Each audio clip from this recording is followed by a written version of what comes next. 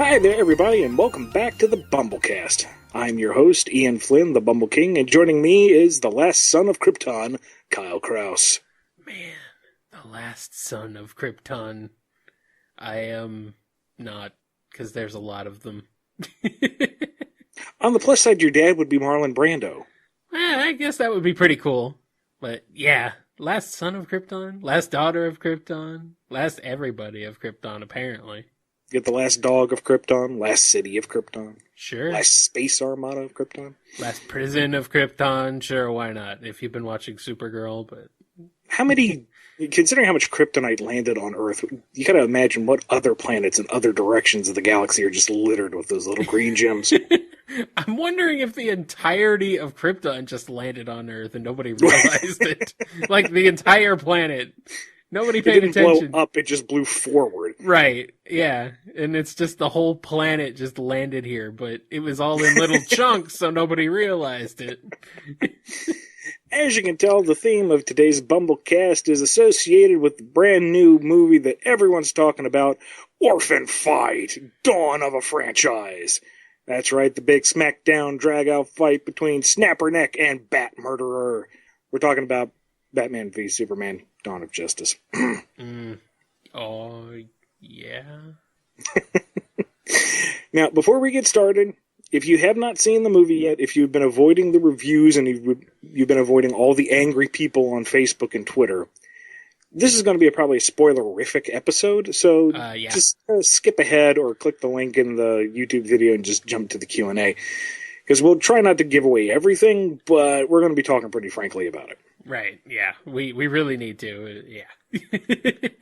I need some catharsis for this movie. That said, we're going to try to start off on the positives here. Everyone else has already torn this movie to shreds, so we're going to start off on a high note. The things that we liked, the things that were done well, the stuff we enjoyed. Well, I liked Wonder Woman. Yes! Let us start on the highest of the high notes. Gal Gadot just stole the movie.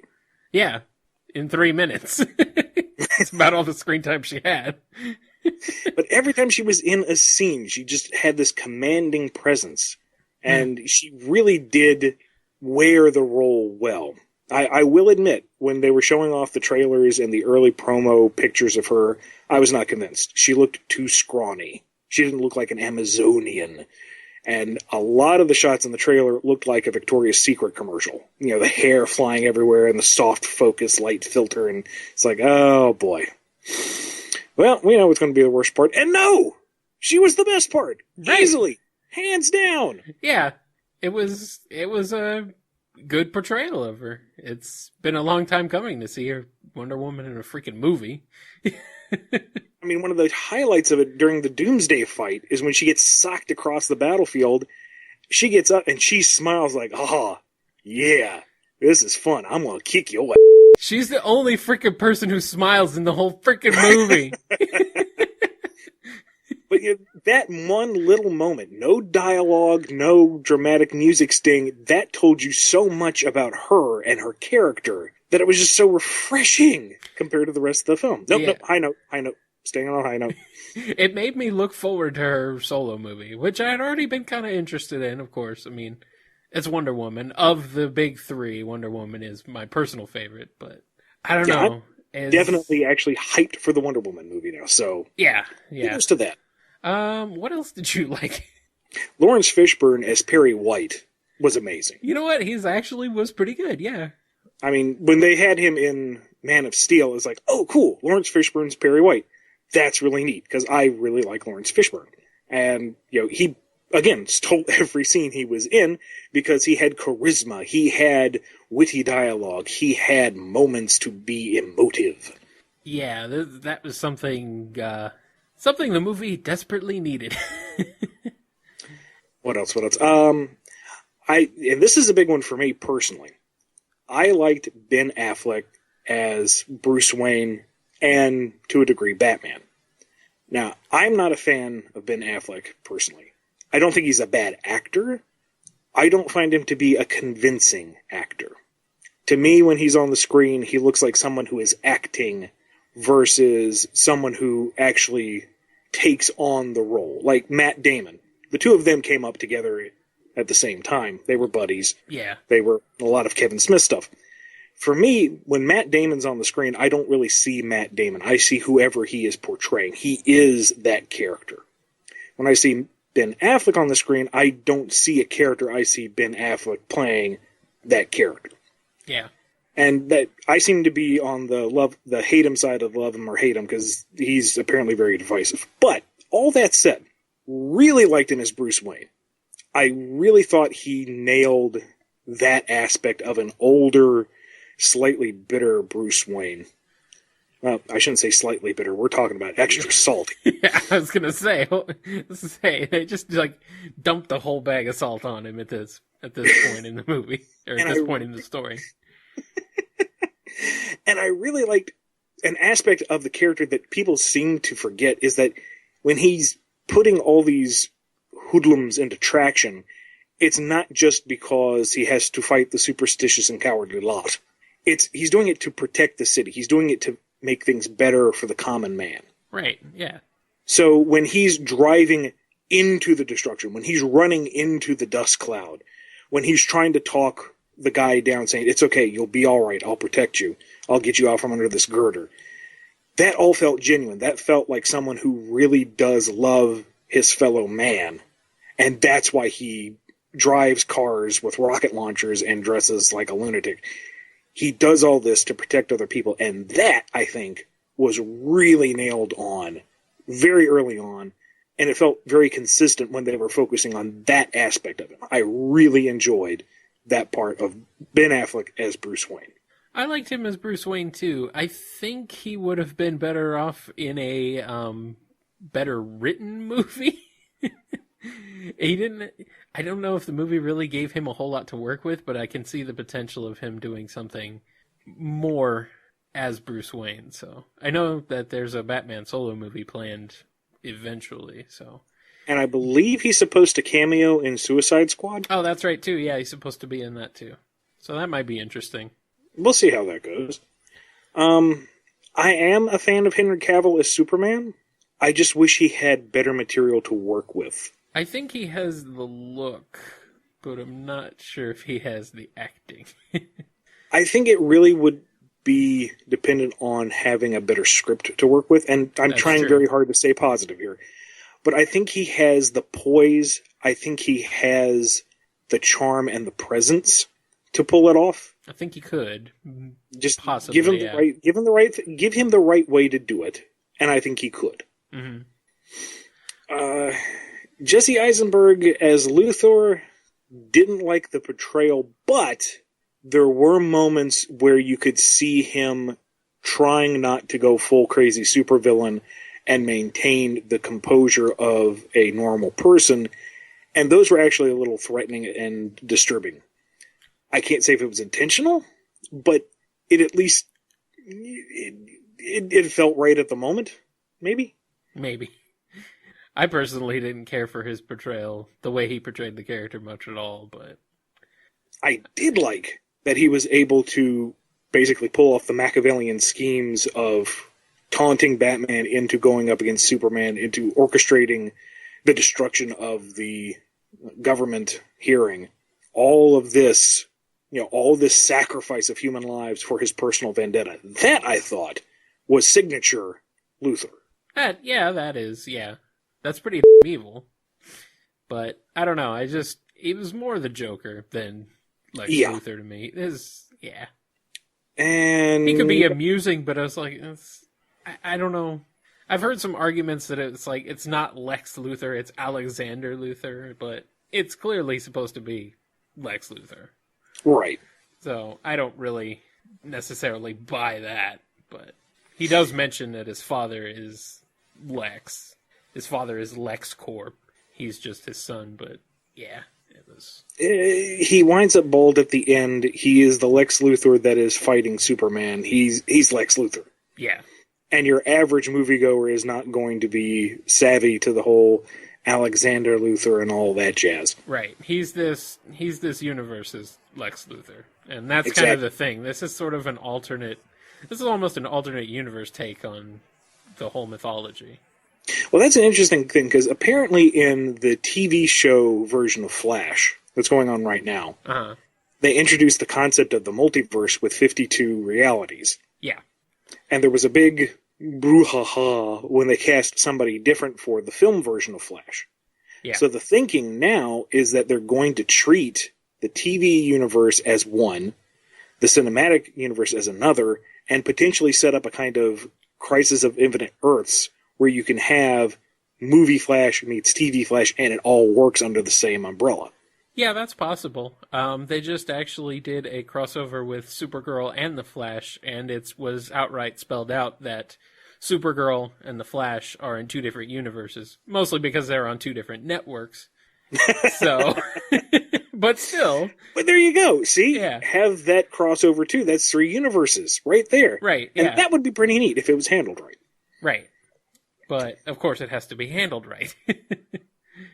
Speaking of handled right and positive things, during the Nightmare sequence, really dug how they rendered the fire pits and the parademons. I would say that the effects were solid, and the cinematography was well done. Although establishing shots would have been nice. There were I don't know if there were framing of any. the scenes were.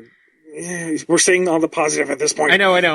I'm sorry, but it really bothers me. Like, I don't know whether they're in Gotham or they're in Metropolis. I don't know where Metropolis is in relation to Gotham. Like, how close are they? Are they like 2 miles away from each other? I don't understand. Apparently, in this version, they're right across the bay from one another. That's weird.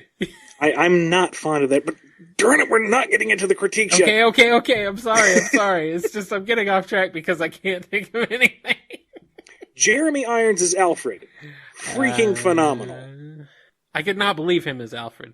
Really? I couldn't buy it. It was him and Alfred and Batman are like the same age. At least they look the same age. It's like, wait a minute. Well, Alfred's kind of like a tree. After he reaches a certain degree of maturity, you don't really see much change. I know. I'm just used to previous film portrayals of Alfred, where he's a little bit older and a little bit older and a little more butlery, I suppose. Right. But I've always loved the idea of Alfred used to be this British secret agent, that he has this huge dark history, and he's a butler because he's moving away from it. And I like that Irons was able to touch upon the fact that Alfred is almost Batman level in terms of skill and versatility. Mm-hmm. You don't really see that touched upon all that much. That's true. I don't know. He didn't do a bad job. His delivery and everything was definitely great, his acting, but I don't know. It was just kind of. It's Jeremy Irons. It was a weird kind of moment when I'm like, wait a minute. Why is he so young or old? Why are they both so old? Why are they both the same age? And I guess more of a talking point as we're transitioning now, because I think it's pretty clear that we're running out of things to touch upon. Uh-huh. What did you think of Zod as Doomsday? Confusing? Weird? I didn't see Man of Steel, so I probably missed a little bit of stuff. Nothing important. But I kind of figured it wasn't anything important because they did kind of at least seem to mostly catch the viewer up on what was going on so far in the story. So I don't know. I didn't know if that was something that had gotten set up in Man of Steel or not. But insofar as his name was Zod and he died. Right. That's all I really needed to know, I suppose. But I don't know. It was weird. My knowledge. Some of my DC Comics knowledge kind of has some holes in it, so. I'm no expert myself, but I did see some people unhappy with the idea of Zod being turned into Doomsday and Doomsday not being 100% loyal to the canon, which you're going to get out of any comic book movie. Yeah, especially this one. But from my understanding, at least the original concept of Doomsday was that he was a Kryptonian living weapon or experiment that was repeatedly killed and resuscitated in various forms of experiments, and he got real tired of that. So when it got to the point where he was virtually unkillable, they shot him into space, He lands on Earth because everything lands on Earth. Wakes up and says, you know what? I don't like Kryptonians. And he and Superman beat each other to death, except they don't because they both get better. But the idea is they beat each other to death. Yeah. So having Zod, who is Kryptonian, be brought back to life and turned into a living weapon, that hits all the key points for Doomsday for me. Yeah, it sounds plausible. It sounds like Doomsday, I suppose. And really, when you get down to it, the original creation of Doomsday was to have a big monster kill Superman. Yeah. He had no greater characterization. He had no deeper thinking behind him. It was, we're doing an event comic. What killed Superman? Big bony Hulk thingy. Yeah, you're not losing a lot there. So right. I was fine with it. I thought he looked okay. He looked kind of like the Abomination out of the Hulk movie, including the level of CG from that old Hulk movie, but you know, he for the boss monster, he served his purpose. Yeah, I think it was fine. I think the outcome of that fight was completely unnecessary, but I don't know if we want to delve into that. We already did warn spoilers, but this is a big one. Now, looking at how they set it up, this smacks a lot of the same problems that Man of Steel had. You're familiar with the big problem folks have with Man of Steel, and that's Superman kills Zod. Mm-hmm. Personally, I don't have a problem with the concept, insofar as it was the first time Superman was really being Superman, and it was somebody who has no formal fighting or military training fighting a man who was literally the top of his military caste, bred to be a soldier. When pushed into that no-win situation and not having the experience, I could understand Superman taking that level of action to save other people. On that base level, I'm okay with the idea. The caveats to that are that in the movie, Zod has already smashed through a lot of people. Superman has already smashed through a lot of people. There have been a lot of lasers and a lot of people dead at this point. Yeah. Zod is threatening to zap another 5 people. Not to be callous, but who cares at that point? Number 2, Superman has him in a headlock, which results in a neck snap. Why didn't he put his hand over his eyes? Or put his face in the ground? Or fly them into orbit? Or fly them into the center of the earth? He's Superman. We have established that the buildings are only there to be knocked over. Yeah. You can keep pushing it. Yeah. Into the ocean, into the sun. There are so many ways that it could have been addressed that one moment didn't feel like he was backed into a corner. And then the even higher level thinking is that why even write that scenario? Why put him in that position if you're not going to adequately address it? Yeah, that's very strange. Everything is built around this big shocking moment and you're so focused on making that moment happen, you don't have anything else hold it up. Which brings us to the Doomsday Superman double stabby death fun time. You have this big moment, this death of Superman thing, because it's Doomsday, he has to kill Superman, that's kind of a given. Mm. You have Wonder Woman restraining Doomsday with the lasso. Makes sense. Okay, she's incapacitated insofar as she's busy. She's occupied. Right. She lets go of that lasso, Doomsday's going to go crazy. Batman has fired off his last kryptonite gas canister. He is now useless. He is not going to have the physical ability to stab the crypto spear because his bat suit got smashed, I guess, at this point. Maybe. We'll just assume that the bat suit doesn't have enough power. Yeah. Sure, why not? Sure. So that leaves Superman as the only person strong enough to take on a Superman-level threat. Okay, sure, we'll go that far. Problem number 1. It's a spear. Known as a throwing object. You can throw it, yes. He could have thrown the thing. Number 2.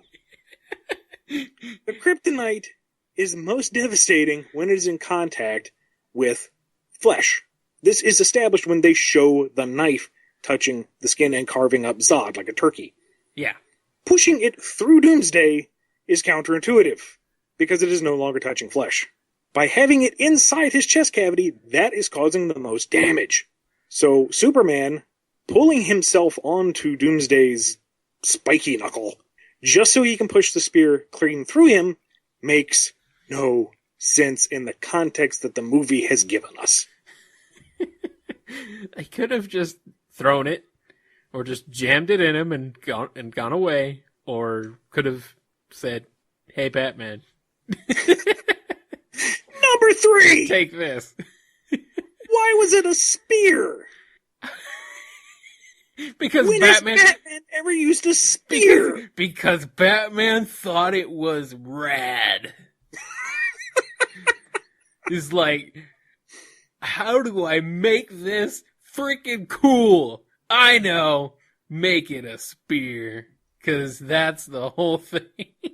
Batman is about contingency plans. So, okay, maybe Superman saw that spear from a mile away with his X-ray and binocular vision, and chucked a bus at it and smashed it in half. Batman, what you gonna do? What if instead he had used that giant lump of rock to make a number of bladed projectiles? I don't know, like a batarang. Or just like a gun. See, normally Maybe I a would crossbow? say Batman doesn't use guns, but as this movie has This established, movie established Batman uses plenty of guns. oh, he uses the guns. He Oh, uses man. the guns lots. He He- uses other people's guns. He uses his car as a gun because he shot that guy straight out of the truck with the front of his gun. Ugh. He uses more guns than the Punisher. I didn't even know that was possible. But apparently it is.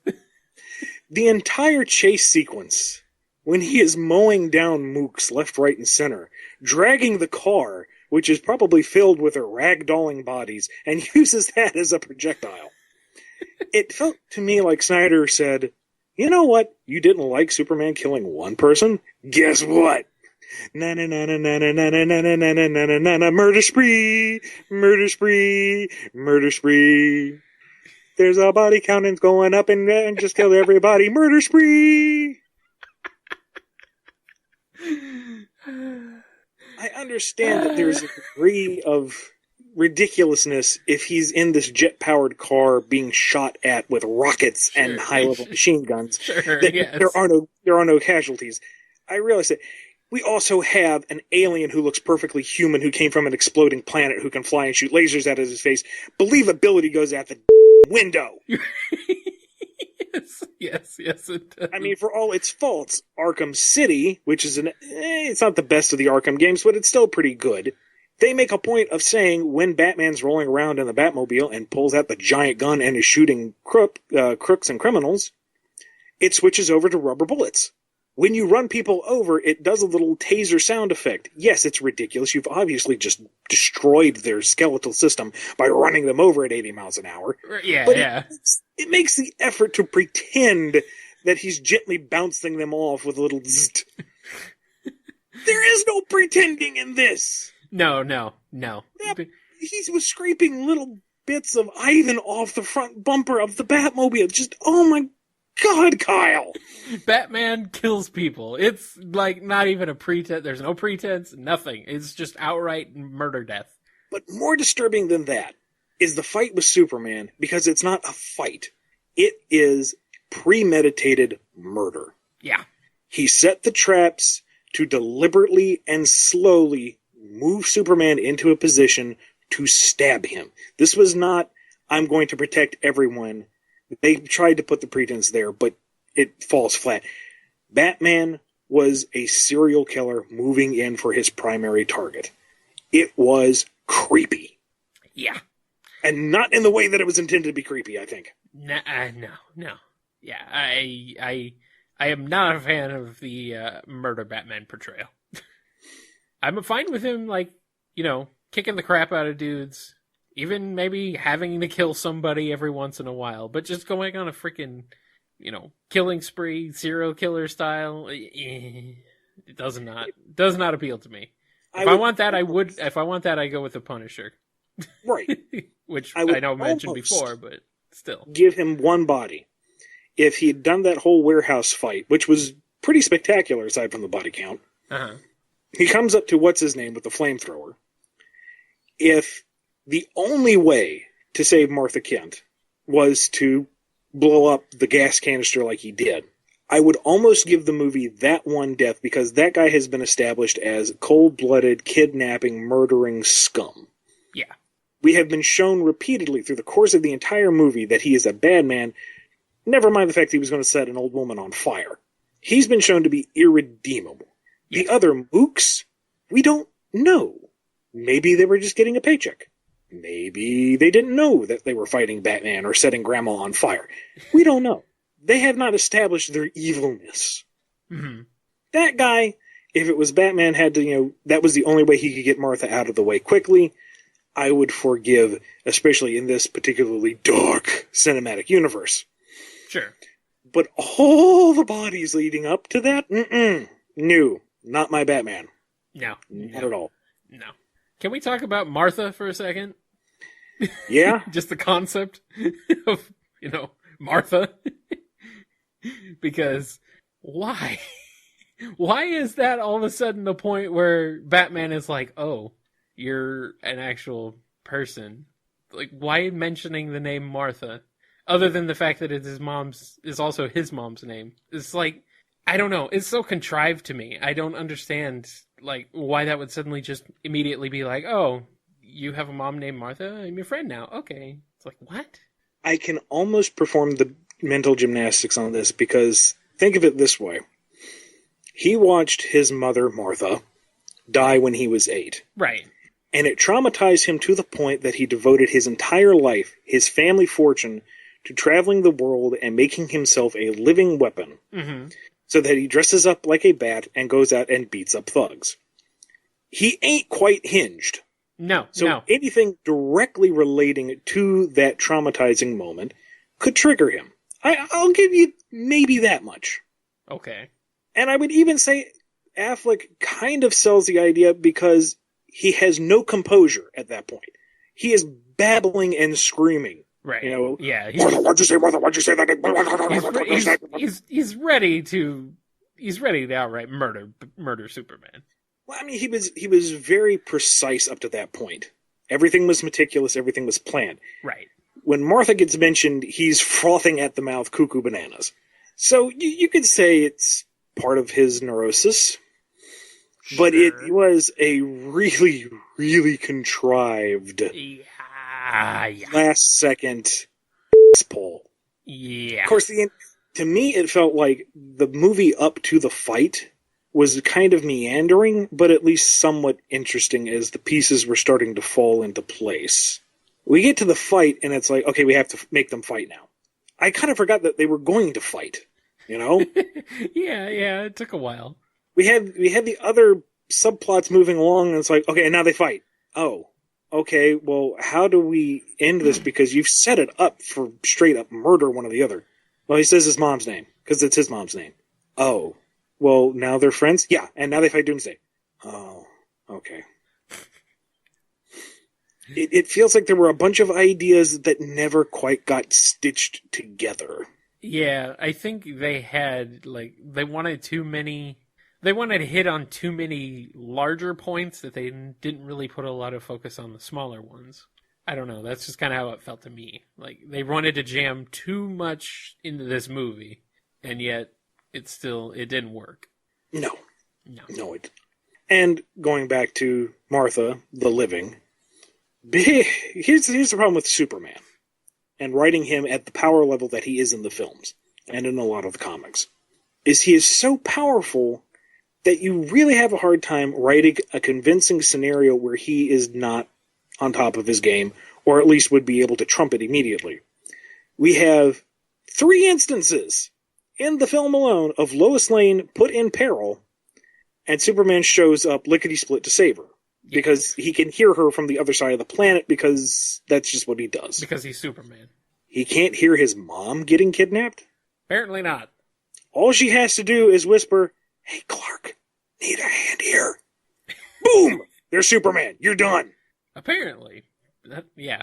I'm also wondering if there was some kind of last-second backpedaling, because when Luthor throws out all the photographs of Martha sitting there gagged with witch carved into her forehead, and Superman appropriately reacts in utter horror, When we go to see Martha herself, she doesn't look nearly as disheveled, and she's not carved up at all. No. That's a very Joker move, by the way. Yeah. But we've already established that it was Ledger White. I just wanted to mention that.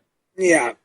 So did they just, like, make some fake blood and write witch on her forehead? It's like, okay, we need to get the shot just right to be extra horrific, and now we're going to send these off to... No, we're not going to actually hurt you. No, sit.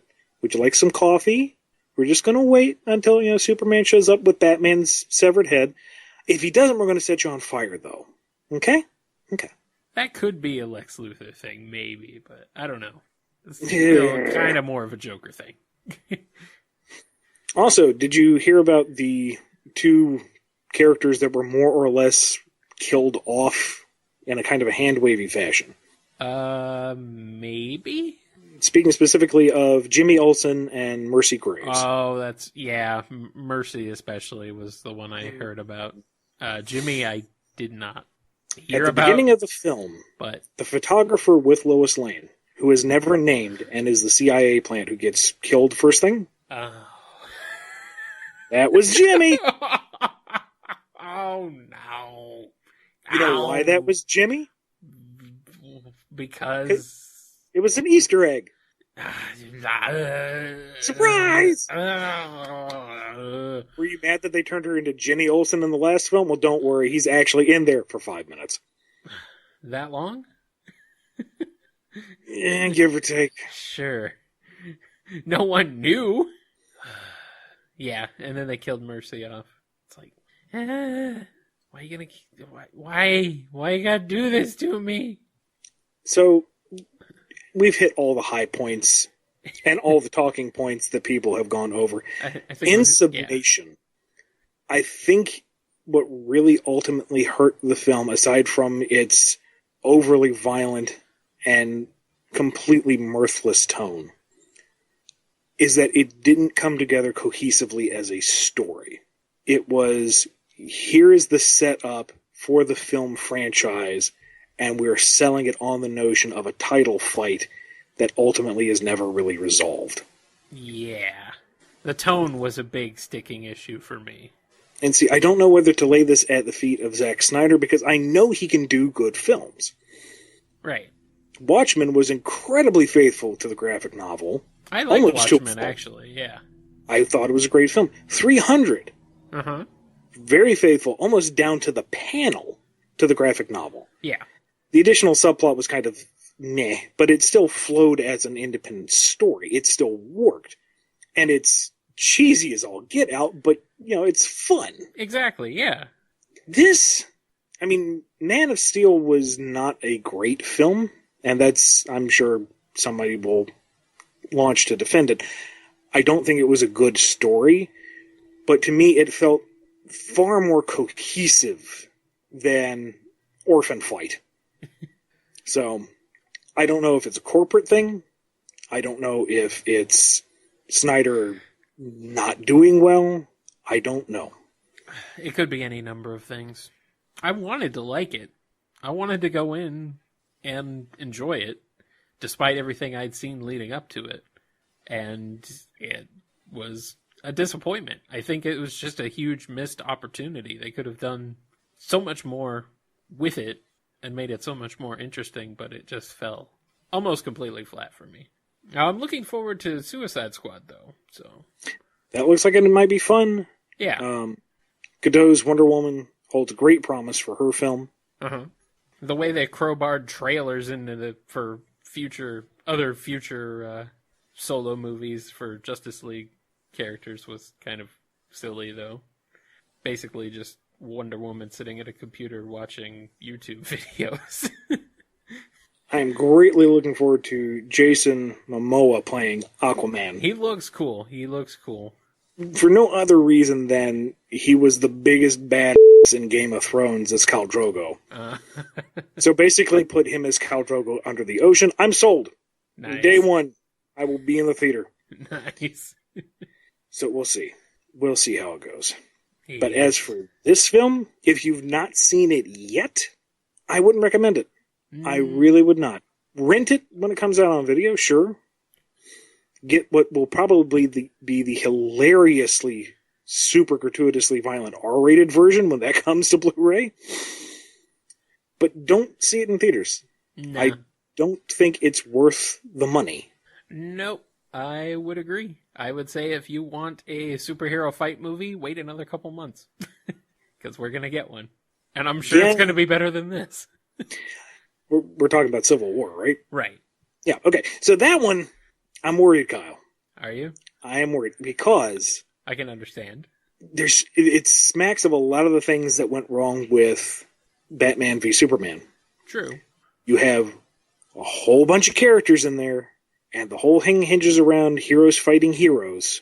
And since it is basically another cobblestone in the big path leading up to the Infinity Wars movies, I'm not sure how conclusive a climax it can reach, because we need these characters for the rest of the franchise. This is true. So, are we going to have a satisfying story? Are we going to have a resolution of some sort? The directors have promised that they're not going to fall into the traps that the comic book event did, that you will actually be coming out of the theater debating over who was right and who was wrong, that there will be no end-boss villain to show up so everyone gets to work together and find the real meaning of friendship. But I don't know. I want it to be good. I really do. The trailers had me hyped, but I am wary. Very wary. Yeah, we'll have to see. I'm looking forward to it.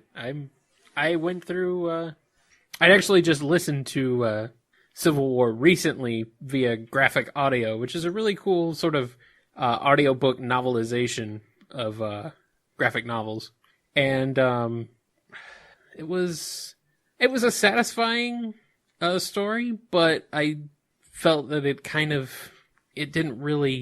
it left a little bit to be desired as far as the outcome, the final outcome. So I definitely understand your trepidation with the movie, but I'm still looking forward to it, at least, if only because we finally get Spider-Man in the proper Marvel Cinematic Universe and a whole bunch of other stuff. And he sounds to actually be a high schooler instead of a 20 or 30-something pretending to be. Right. So I'm looking forward to it. Well, we've questioned directors enough. Let's move on to the questioning of us. Question the writer. And Kyle. Kyle gets questions too sometimes. How many questions have I had? 2? Sometimes. Okay, sure. First up, we've got our priority questions purchased by those who are supporting us on Patreon. That's patreon.com/BumbleCast. Thank you again for another 2 weeks worth of support. Kyle, who do we have for our priority Q&A? We have a question from the Shadow Imperator. They want to know something from the previous continuity of the comics. So, okay. Pre-reboot of the Sonic comics, specifically, just in case there was any question. Hurry, Peabody. Sherman. Sherman Peabody was the dog. Yes. Hurry, Sherman. We'll get into the Wayback Machine. What is it now? 2 years? 3 years? I will do my best. It's been a while. All right. The Shadow Imperator asks, where did the citizens of New Mobotropolis get their food and water? Specifically, I was wondering how Nicole handled that issue when creating the city, as well as in the aftermath of the Battlebird Armada's attack. Let's see. I think there were some orchards within the city limits. I can't remember if the art had a river nearby, or if we were going to say it was an aquifer. I mean, I think the art changed issue to issue, but yeah, I'm fairly certain there was some natural body of water that was supposed to be nearby. The marketplace, which was off to one side of the city, was supposed to be where other cities, towns, farmers, whatever, would bring produce in to be bought, sold, traded, what have you. The Battlebird Armada, when they came in Tracy's arc, all they did was blow up Castle Acorn. It was a big hole, right, but they didn't damage the city itself. So aside from there not really being a castle anymore, the rest of the city was fine. Yeah. I mean, not everything in the city was nanites. The buildings were a lot of the greenery was to create this sense of nature around them, but there were actual green things there. And when Nicole magicked the city, so to speak, into being, that was all put into place from the get-go. Yeah. I figured she'd be a smart enough Lynx to put the city near a body of water. Would make the most sense. I don't know, though. Oh, well. Nah, she took care of everybody. She knew what she was doing. Of course. She's Nicole. That's how she rolls. Anyway. I'm going to move on to the general Q&A. All right. Some general Q&A questions from the regular folk. This one comes from the JC Freak. He wants to know, maybe I missed this and you've answered it elsewhere, but is there any reason you've been avoiding Unleashed locales in your Unleashed adaptation? Not avoiding, just haven't gotten there yet. With the Unleashed adaptation, and I say adaptation between a pair of huge quotation marks. Yeah, I was going to say. The focus wasn't so much on hitting every location, but exploring the world. Mm. But folks were getting a little tired of the slow approach, so starting with Sonic number 280, which should be out shortly after this Bumblecast, if I'm not mistaken, we're going to be seeing a lot of the Unleashed locations and world. And we won't be delving as deeply into them as some might expect, but at the same time, again, this arc has not been about delving deep, it's been about setting up. Yeah. So just because, we don't spend an entire story arc in Spagonia, let's say, doesn't mean we won't be back to it. It means it's established, we know it's there, the characters have been there, they can return. That said, one of the things that I really wanted to do with this arc was hit on the more personal stories within it where I could. So a lot of the stories are dealing with a lot of the minutia and backstory to the city characters that you could bypass completely in the game for the most part. And dabbling a little bit in the PS3 360 version and a little bit of the Wii version because the stories were different between the two versions of the game. Yeah. But we will be getting more of the Unleashed world, starting very soon. Nice. Fancy Fool asks, seeing how Dulcie and the dragons remain post-reboot, what other mythical Mobians exist, and will we see them in future stories?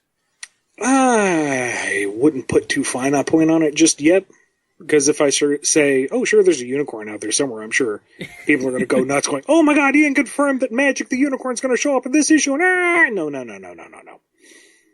I would imagine that there are other critters out there, but the dragons in this version of the comic are not the ethereal powerhouses that they were pre-reboot. Those dragons dance kind of on the line of mythical, as you're saying. Right. Our dragons are definitely powerful, but they're just another species. They are not some grand mystical creatures. That said, there will be some fun stuff revolving around Dulcie and Fate and stuff, but I don't want to spoil it. You'll see. I would like to see more Dulcie. Dulcie is cool. Do Not Delete asks, do Snake Mobians have arms and legs at all, or are they all dependent upon prosthesis and cybernetics like Mordred Hood? Or if that question is too open-ended, perhaps you could just tell us if Mordred had organic arms and legs before he became an egg boss. My thinking is that Mobian snakes have arms, no legs. So Mordred, he looks like he's got mechanical arms and legs, but the legs are definitely mechanical. Still on the fence on whether or not the arms are armored or if they have been replaced with cybernetics. It's not a huge deal at the moment. We'll make sure to resolve it finally one way or the other, but his arms, he did have arms before he became an egg soldier. Ah. It kind of reminds me of Fish Face from Ninja Turtles cartoon. Yeah, kind of like that. A little bit. I mean, that way the Snake Mobians, if we ever see any others in the world, they can function as individuals. Right. They aren't just giant talking snakes. That'd be kind of silly in this world. That's saying something. So, but they don't have legs, because if you put legs on them, then they really do just become lizards. Yeah, essentially.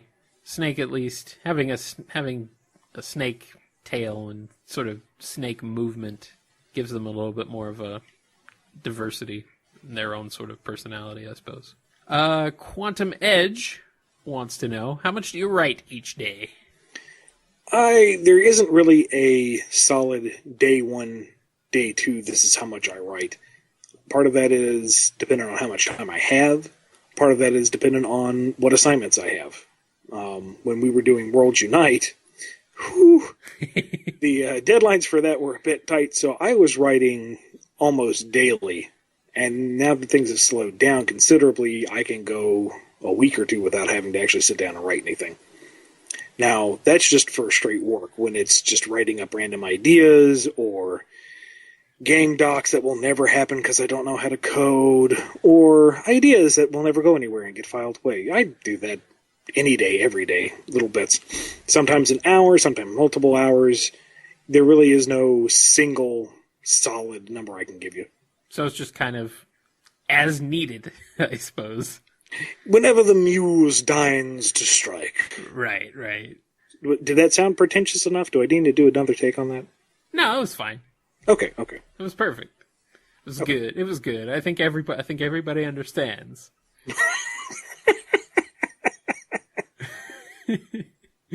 All right, we got one last question to close us out here from our good friend Next Walt Disney. He asks, "Who's your favorite voice actor?" One? I know it's hard to narrow it down. No, dude, there's no way we can go over several. That's fine.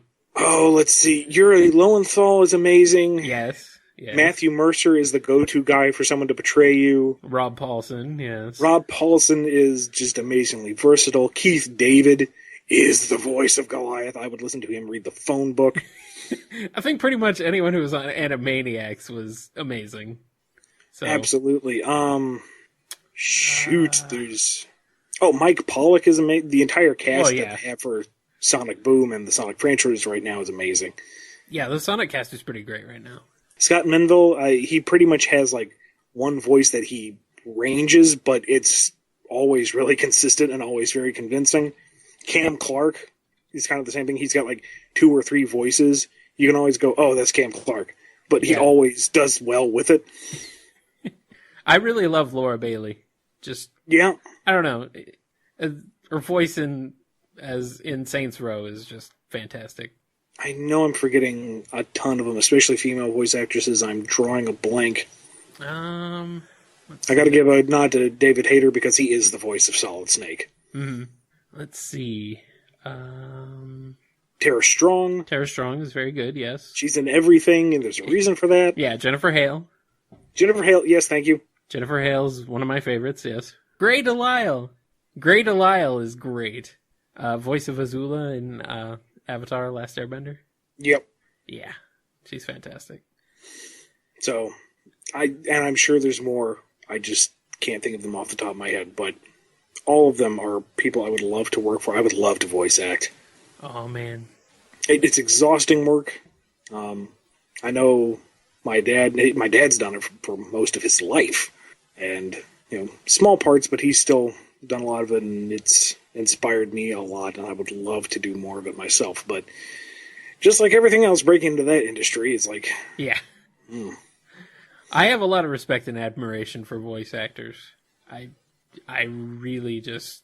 The craft of voice acting just really, really appeals to me, so I like it a lot. And I think that's going to be it for all the Q&A questions. Alrighty. We're going to close out the show with a big shout out to everyone who supported this particular episode. If you would like to become a patron, go over to patreon.com/bumblecast and throw a couple dollars our way. You can hear your voice show up on the show too. Give a shout out to Daniel H., Justin G., The Shadow Imperator, James F., Patty M., Alex P., and Connell T. Thank you all yet again for all your support. It's really, really appreciated. Yes, you guys rock. This version of the Bumblecast intro was brought to us by... the lovely Will Rock, a.k.a. William Harby. He's an awesome guy. He's done a whole lot of work for Overclocked Remix.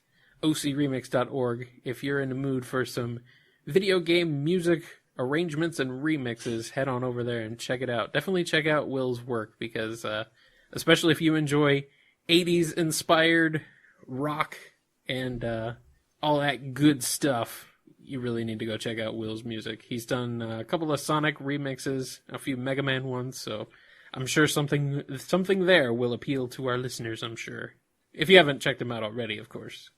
You can follow all my daily adventures and goings-on at bumbleking.com or on Twitter at IanFlynnBKC.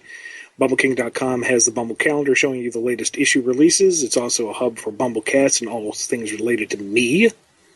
And if you're interested in what I'm doing, you can go hit up kngi.org and check out my show Game Fuel, where I talk about and play a lot of video game music and video game music remixes, arrangements, all that awesome stuff. And of course, kngi.org is also one place where you can find the Bumblecast, along with iTunes, SoundCloud. We are now on SoundCloud. Stitcher. We are on Stitcher as well now. And coming soon to Google Play. So that's going to wrap up Bumblecast episode 14. Thank you for joining us as we tear apart a piece of major motion cinema. We will see you in 2 weeks for Bumblecast episode 15. Take care, everybody. See you later. Hey, thanks for listening to the Bumblecast. If you like the show, be sure to hit that subscribe button and consider supporting us on Patreon. We have some great rewards as well as big plans to make the show even better. Also, rate and review the show on iTunes. It gets more folks listening and really helps us out, so we definitely appreciate it. Original music by Ken Coda Snyder, used with permission. Find more of his music at bc.s3m.us and find the theme song at noisechanradio.bandcamp.com. Available as a pay-what-you-want download.